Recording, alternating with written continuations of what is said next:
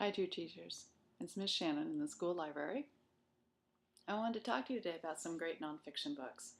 The first two are examples of fantastic, engaging nonfiction writing, and the last three are about our teaching process. The first one I want to talk to you about is a Primate's Memoir by Robert Sapolsky. This one opens with, I joined a baboon troop during my 21st year. I never planned on becoming a savanna baboon. Instead, when I was growing up, I always assumed I'd be a mountain gorilla. Sapolsky is a Stanford professor of neuroendocrinology, a National Museum of Kenya research associate, and a MacArthur Fellowship Genius Grant awardee. He has done some of the groundbreaking work on how social stress affects us physically, our brains and our bodies. A Primate's Memoir is about his first 20 years from being a researcher, an undergraduate researcher, to a full professor, and how he returned to Kenya every summer to study the baboons. He chose this particular troop because, as he says, they work maybe 4 hours a day to feed themselves, and hardly anyone's likely to eat them. And basically, they have about a half dozen sunlight hours a day to devote to just being rotten to each other, like our society. But the book also talks about the many peoples of Kenya, especially the Maasai tribe that live near the baboon reserve. The memoir is divided up into 4 age-related sections that apply to Sapolsky and his baboons: the adolescent years, sub-adult years, 10 years adulthood, and adulthood. Because honestly, Sapolsky was little more than an adolescent when he first started his research. You get to watch them grow up together and learn together. It's at times funny, incredibly heartbreaking, and deeply informative. And it really is a model for what nonfiction writing can be. It's the kind of nonfiction I hope we seek out and find for our students, because honestly, some of the curriculum we're provided is pretty dull.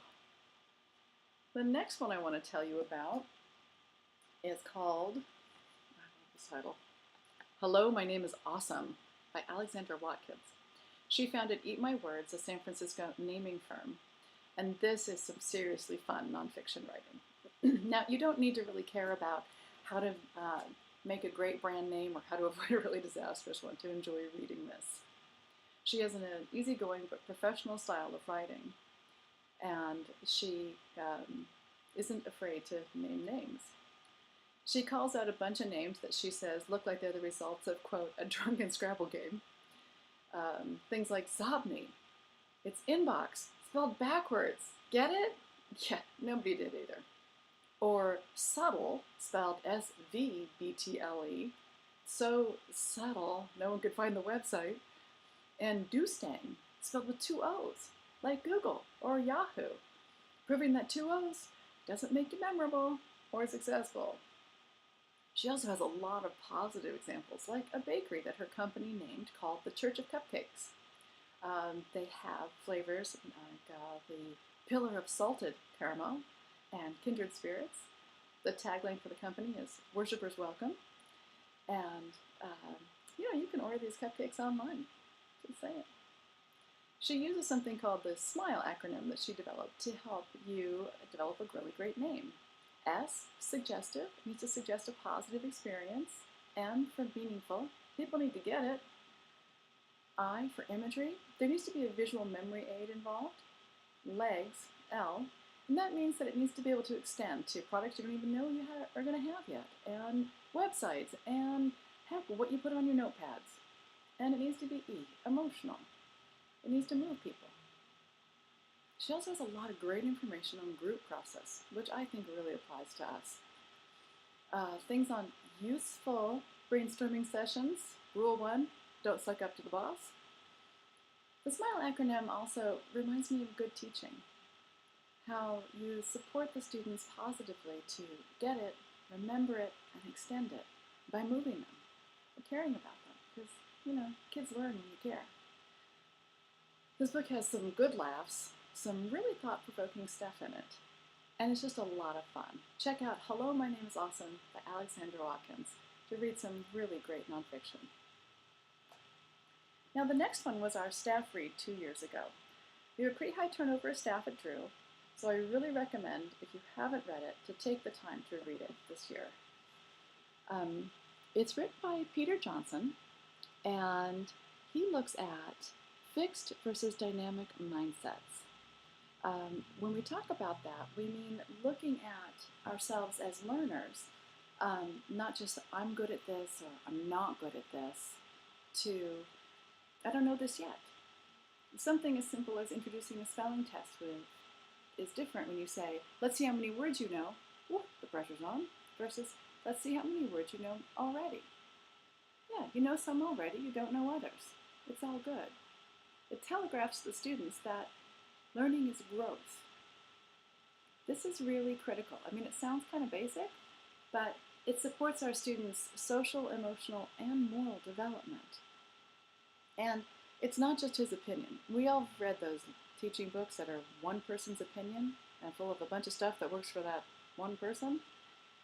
No, the fixed versus dynamic theory is what we see how children develop their sense of themselves as learners and how they learn to handle difficulties and how they handle mistakes. And here's the thing. We've all had those students who just refuse to learn. They just refuse. And it's so confusing and it's so frustrating. I was like, why are you doing that? But when you understand fixed versus dynamic mindset, you begin to understand that that refusal to learn is a really smart self-protective strategy so you don't look stupid and you don't feel stupid. If you've already decided, or you've already been told enough that you just don't, and you aren't very good at this. You aren't good at school, you aren't good at learning, not good at math. You know, some other kid's he's a good writer. Instead, you support students learning to say things like, instead of I can't write yet. It's that power of yet that's so critical. Another technique is to have teachers stop criticizing or praising students' work. Instead, acknowledge the effort. When a student shows a correct answer, instead of saying good job, saying thank you, because they have participated. When the student gives a wrong answer, instead of saying no, you say thank you, because they participated. And does someone else have a thought about this? Open it up and get them all working together. Students learn that change is inevitable, and so is growth. And it's something that we can all benefit from. We live in a fairly fixed mindset culture. This person has this talent. This person's already good at that. It's something that we as teachers can develop as well. It's an ongoing process. It's not something you just read a book once and, oh, you got it. And it's not something we develop child by child. It's something we want to develop as an entire classroom, supportive environment where learning is dynamic and participatory. And that we can learn that what we've learned before, well, we'll learn some more. So if you haven't read it before, do take the time to read it. And if you have, do take the time to review it.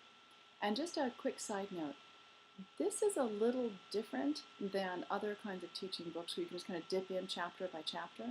This one you really do need to skim or read in detail, in order, in order to get the best out of it. I can't recommend enough you take the time to look it over before the start of the school year. Opening Minds by Peter Johnston. It's in the Teacher Resource Library.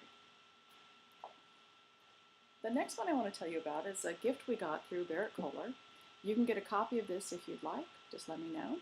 It's called Teaching That Changed Lives by Marilee Adams, who, among her many accomplishments, is a lecturer at Columbia's Teacher College, sort of the gold standard in teaching teachers today.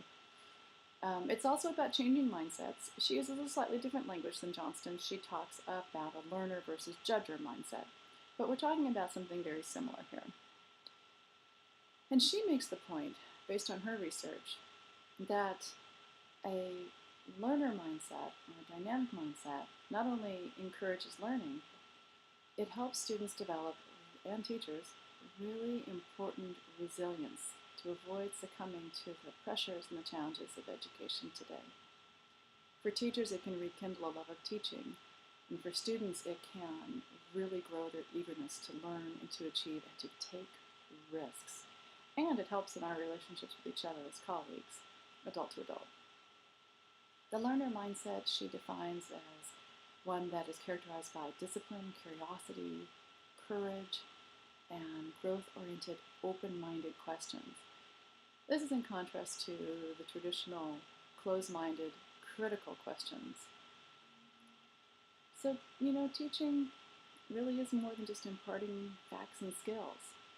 It really is about preparing our students for the rest of their lives.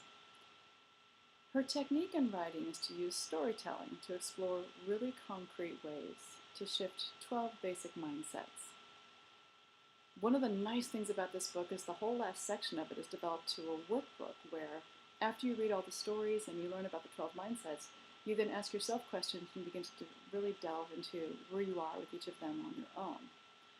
If learning by reading a workbook isn't your thing, this also gives you access to the Learner Mindset online mini course, which I can't recommend enough. If we want to increase our creativity, our problem solving, our bridge building, and our love, as well as our students' love of lifelong learning, taking the time to look through Teaching That Changes Lives is really worth it. The last one I want to share with you, also a Barrett Kohler book, is called The Best Teacher in You by Robert Quinn and his team. They're a team of researchers that looked into 7 highly effective teachers who are transformation leaders and looked to see what made them tick. They did this by asking 3 compelling questions. What does teaching look like at its very best? What ignites the love of learning and changes students' lives? And what are the keys to accelerating teaching and learning for all students and teachers? Not surprisingly, they found mindsets are critical, also changes in teacher behavior as well as student behavior, and changes in the common patterns of teacher practice.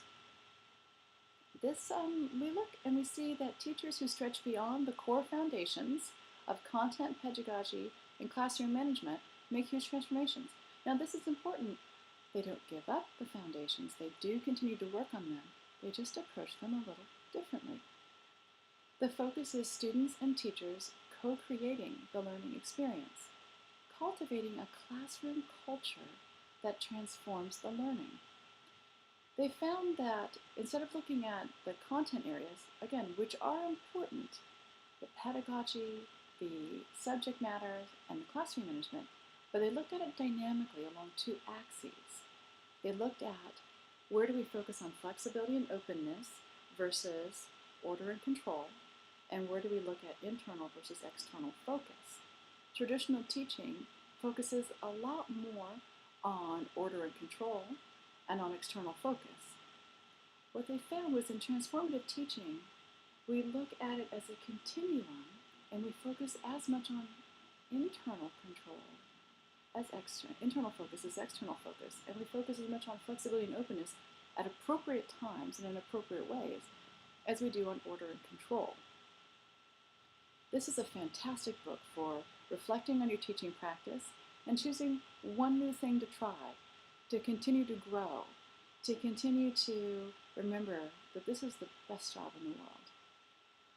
So books like these are also great because as the school year gets started, and boy, we get so busy, it's tough to get out to a conference or to a symposium to get refreshed. A book like this can help you with avoiding the burnout by staying engaged and excited about continuing to grow as an educator and continuing to reach students, even after a rough week or a rough month. These books and all the others are available in the Drew Teacher Resource Library next to the main library. If you'd like them, you can come by, you can email me, drop me a note in your box, and I can get you a copy of the last 2 for free to keep all your own, but they're all available. The titles, the authors, and a link to Barrett Kohler will be in the description below. Have a great day. Bye-bye.